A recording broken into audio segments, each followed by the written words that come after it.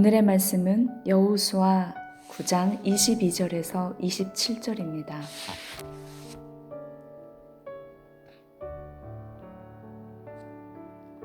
여호수아가 그들을 불러다가 말하 이르되 너희가 우리 가운데에 거주하면서 어찌하여 심히 먼 곳에서 왔다고 하여 우리를 속였느냐. 그러므로 너희가 저주를 받나니 너희가 대를 이어 종이 되어 다 내 하나님의 집을 위하여 나무를 패며 물을 깃는 자가 되리라 하니 그들이 여호수아에게 대답하여 이르되 당신 하나님 여호와께서 그의 종 모세에게 명령하사 이 땅을 다 당신들에게 주고 이 땅의 모든 주민을 당신들 앞에서 멸하라 하신 것이 당신의 종들에게 분명히 들리므로 당신들로 말미암아 우리의 목숨을 잃을까 심히 두려워하여 이같이 하였나이다.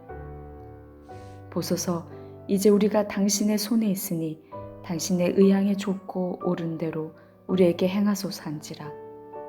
여호수아가 곧 그대로 그들에게 행하여 그들을 이스라엘 자손의 손에서 건져서 죽이지 못하게 하니라. 그날에 여호수아가 그들을 여호와께서 택하신 곳에서 회중을 위하며 여호와의 제단을 위하여 나무를 패며 물을 깃는 자들로 삼았더니 오늘날까지 이르니라. 아멘. 오늘은 여호수아 9장 22절에서 27절까지 말씀을 같이 묵상하고 은혜 받기를 바랍니다. 오늘 말씀은 여호수아가 이스라엘의 지도자로서 기브온과 화친을 맺은 이 사건에 대하여 결말을 내는 것을 보게 됩니다. 여호수아는 먼저 거짓말을 한 기브온 족속들을 불러 그 거짓말을 책망하고 지적하는 장면이 성경에 나옵니다. 22절 말씀을 보십시오. 여호수아가 그들을 불러다가 말하여 이르되 너희가 우리 가운데에 거주하면서 어찌하여 심히 먼 곳에서 왔다고 하여 우리를 속였느냐. 그렇게 말을 해요. 기브온 족속을 먼저 책망합니다. 그들의 잘못을 먼저 지적하게 되는 거예요. 여러분, 그들의 잘못을 지적하지 않았다면 어떻게 되었을까요? 그들은 또 어려움이 생기면 또 거짓말을 하지 않을 것입니까? 그러니 그들의 잘못을 잘 지적해주고 그리고 그것이 죄라는 것을 가르쳐주게 되는 것입니다. 여러분, 하나님의 교회에서의 책망, 이것도 바로 이런 기준에서 진행된다는 것을 알게 되는 것입니다. 지도자가 그들이 거짓말한 것은 죄라. 그리고 너희들이 이렇게 거짓말한 그것으로 말미암아 이렇게 악을 행했지만 그러나 이 여호수아는 다시 악으로 되갚지 않는 것을 보게 된다 하는 말씀입니다. 그렇지만 어떻게 판결을 내리느냐. 23절을 보세요. 23절에 이렇게 말씀합니다. 그러므로 너희가 저주를 받나니 너희가 대를 이어 종이 되어 다 내 하나님의 집을 위하여 나무를 패며 물 깃는 자가 되리라 하니. 그렇게 말씀합니다. 이게 뭘 말하느냐.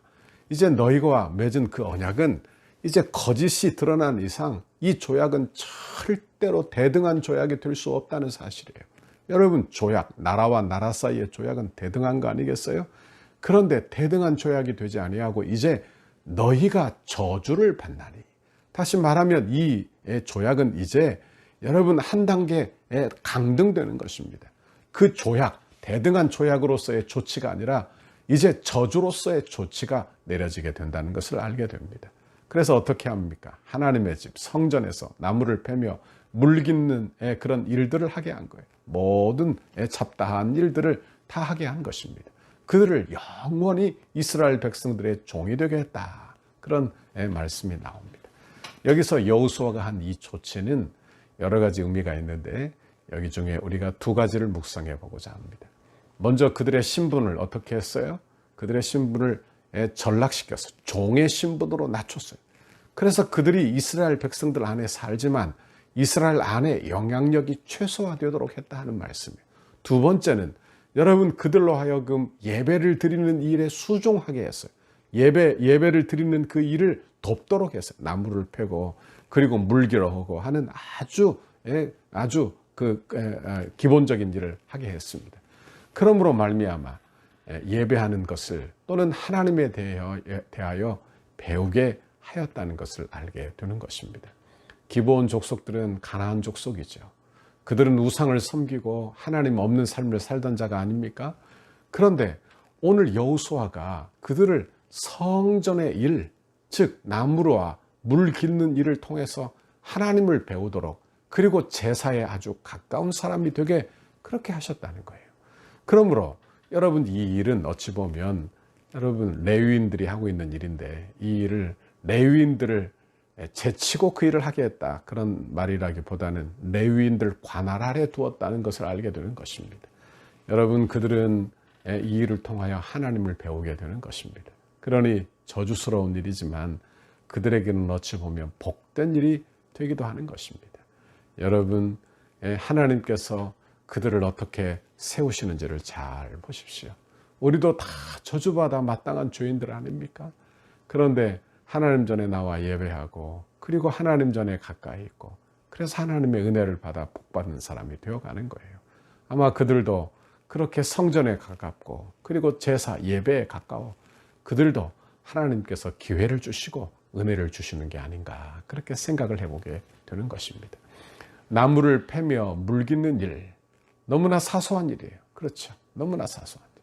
아마 기브온 족속들이, 아니 내가 이런 일들, 이렇게 하찮은 일들을 해야 되겠는가, 이렇게 중요치 않은 일을 해야 되겠는가 생각할지 몰라요. 여러분, 그러나 그 일은 그들에게 은혜로 주어진 거예요. 은혜로 주어진 거예요. 하나님의 은혜로 주어져서 하나님의 성전 예배를 돕도록 한 일이 바로 그들의 일이라 하는 것입니다. 우리도 주의 일을 감당할 때 크고 작은 일을 생각하며 작은 일은 중요하지 않다, 그렇게 여기지 않기를 바랍니다. 적은 일에 충성하는 자에게 큰 일을 맡기시는 분이 나의 구주 나의 하나님이신 줄 믿습니다. 내게 맡기신 것을 크게 보세요. 내게 주신 것을 크게 보세요. 남의 떡이 커 보인다 하지 않습니까? 남의 것을 부러워할 것이 아니라 내게 주신 달란트, 내게 주신 그런 사역, 내게 주신 일들을 크게 보고, 그것을 맡기신 하나님을 존귀하게 보고, 그리고 그 일을 감사함으로 감당하는 저와 여러분의 신앙생활이 되어야 할 줄 믿습니다. 시편에 보면 내가 왕궁에서 호의호식하면서 사는 것보다 여호와의 전에서 문지기로 있는 것이 좋다, 그렇게 고백하지 않았습니까? 우리의 고백이 되어야 할 줄 믿습니다. 내가 이 땅에서 호의호식하고 사는 게 중요한 일입니까? 아니면 하나님 앞에 쓰임받는 일이 중요한 일입니까? 여러분, 하나님 앞에 쓰임받는 것이 여러분에게 중요한 일이 되실 수 있기를 바랍니다. 24절 말씀을 보세요. 그들이 여호수아에게 대답하여 이르되 당신의 하나님 여호와께서 그의 종 모세에게 명령하사 이 땅을 다 당신에게 주고 이 땅의 모든 주민을 당신들 앞에서 멸하라 하신 것이 당신의 종들에게 분명히 들리므로 당신들로 말미암아 우리의 목숨을 잃을까 심히 두려워하여 이같이 하였나이다. 이것은 기브온 족속들의 변명이에요. 여러분, 그런데 잘 보십시오. 그들이 뭘 들었습니까? 하나님의 역사를 들었어요. 하나님의 뜻을 들었어요. 하나님의 일하심을 들었어요. 그러니 그들은 어찌 보면 복음을 듣는 것과도 같은 것입니다. 그들이 하나님이 어떻게 광야에서 일하셨는지, 하나님께서 가나안 족속을 어떻게 멸하실 것인지 그걸 들은 거예요. 그리고 그 말씀을, 그 듣는 바를 그대로 될 것으로 믿고 있다, 그런 말씀입니다. 여러분, 이것이 복음이 아니고 무엇이겠습니까? 구원받는 자는 이렇게 들음으로 믿음이 생겨나는 거예요. 들음으로 여러분 하나님의 말씀을 듣고 하나님의 은혜를 듣고 복음을 듣고 회개하는 자는 구원을 얻는 줄 믿습니다. 여러분, 이것이 바로 예표적으로 우리에게 보여지는 것이죠. 그들이 소문을 듣고 열방이 다 주께 돌아오게 하는 그런 은혜를 그들을 통해서 보게 하시는 것입니다. 여러분, 우리도 이런 삶을 살아야 할 줄 믿습니다. 우리를 보고 하나님께서 어떻게 일하시고 어떻게 그렇게 하나님께서 일하고 계신지를 이 세상 사람들이 보는 거예요. 우리 교회가 이 건축을 다 하면서 성도들이 은혜 받기를 바랍니다. 은혜 받아, 야, 덕소교회 성전 건축하는 거 보니까 하나님 살아계신다. 또 덕소교회 성도들이 이 땅에서 이 사회에서 지내는 거 보니까 하나님 정말 살아계시고 그분이 대단하시다. 그렇게 여러분, 이 소문을 듣고 열방이 주께 돌아오는 이 일에 저와 여러분이 쓰임받아야 할 줄 믿습니다. 여러분, 오늘 하루 어떤 삶이 여러분 앞에 놓여 있든지 이런 삶을 사세요. 하나님의 자녀의 삶을 사시기를 바랍니다. 내가 어떤 결정을 하든지 주님의 이름을 가리는 그런 결정을 하지 말고요. 그런 말을 버리고 우리는 어떻게 해서든지 우리 주님의 이름이 나를 통하여 드러나도록 그렇게 행하고 사는 우리 모두가 되기를 바랍니다. 여러분, 이것이 짐됩니까? 그러면 이렇게 생각해 봅시다. 내가 주님의 이름을 막 적극적으로 드러내며 산다, 이렇게 생각하면 참 부담스러운 일이지만, 내가 하나님의 은혜 아래 산다, 그래서 내가 노력하는 것은 하나님의 은혜 받기 위해서 산다, 그러면 여러분, 주의 영광이 드러나는 것은 자연스러운 일일 거예요. 그러므로 우리 주님도 우리에게 성령을 받으라, 성령을 구하라 하지 않습니까? 여러분, 우리는 성령 받아 성령 따라 살면 자연스럽게 주님의 이름이 존귀케 되는 삶을 살게 될 줄 믿습니다. 오늘 하루도 이런 삶을 삽시다. 오늘 하루도 여러분 용기를 내십시오. 힘을 내십시오. 하나님께서 여러분에게 은혜 주시기를 바랍니다. 용기 주시기 바랍니다. 지혜 주시기 바랍니다. 그래서 힘내어 오늘 하루도 승리하고 영광 돌리는 믿음의 사람들이 여러분 모두가 되기를 주님의 이름으로 축원합니다. 같이 기도하겠습니다. 하나님 아버지, 고맙고 감사합니다. 오늘도 하나님의 귀한 말씀 우리에게 들려주시며, 하나님, 이스라엘 백성들이 족장인 여호수아가 기브온 족속에 관하여 결정한 내용들을 묵상했습니다. 죄는 죄대로 지적하지만 아버지 또한 기브온 족속에게 은혜가 베풀어지는 것을 보았습니다. 하나님, 그들에게 적은 일을 맡겼지만 그것이 그들에게 복이 되었다는 것을 또한 알게 되었습니다.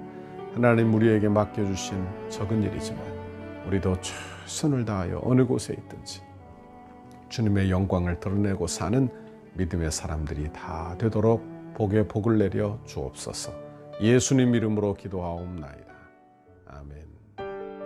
우리 교회를 향한 주님의 뜻을 이루소서. 100대 기도문 화요일 11페이지 거룩한 헌신을 위하여 함께 기도하겠습니다. 성령이 하나 되게 하신 것을 힘써지켜 더욱 견고한 공동체로 결속되게 하옵소서. 모든 성도가 세상 욕심을 내려놓고 천국을 소망하는 한 단계 더 높은 경지에 믿음을 갖게 하옵소서.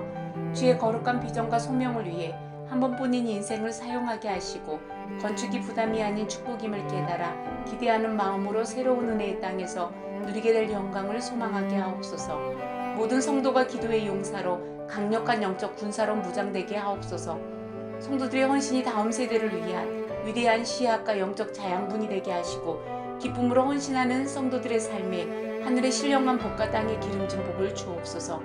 건축의 과정을 통해 영적 대부흥을 경험하게 하시고 성전 건축에 참여하는 성도들의 개인과 자녀와 가정, 사업장에 물질과 지혜를 한없이 부으시고 기도로 성전을 짓게 하옵소서.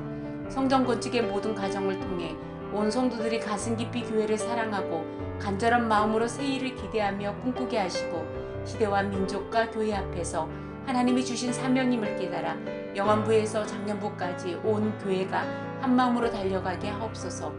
건축이 진행되는 동안 온 교회가 믿음의 튼튼한 공동체로 결속되게 하시고 한 마음으로 성전 건축에 참여하며 주님의 한 몸으로 일하게 하옵소서. 성도들의 건축을 통하여 믿음의 그릇이 더욱 커지게 하시고 새로운 공간에서 펼쳐질 주님의 비전을 넉넉히 감당하게 하옵소서.